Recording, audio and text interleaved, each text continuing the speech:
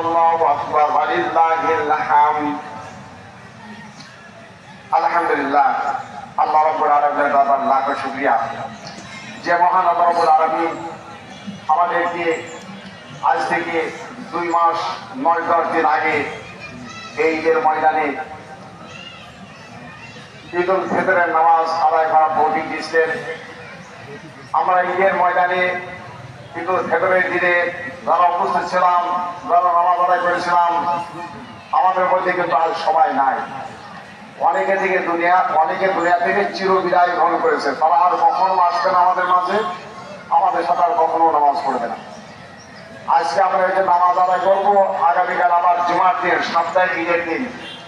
আপনারা সবাই আগামীকাল জুমার নামাজ উপস্থিত হতে পারবো এরকম নিশ্চয়তা কিন্তু আমাদের কারোই নেই। এটা কিন্তু আমরা সবাই জানি, আমরা সবাই বুঝি। আমাদেরকে যে দুনিয়া থেকে চলে যেতে হবে এই বিশ্বাস কিন্তু আমাদের সকলের আছে, এবং এই বিশ্বাসের ক্ষেত্রে কিন্তু আমাদের কারোর কোনো ত্রুটি নেই। একেবারে আমরা সবাই নিশ্চিত ভাবে জানি যে আমরা দুনিয়া থেকে সবাই চিরবিদায় গ্রহণ করব।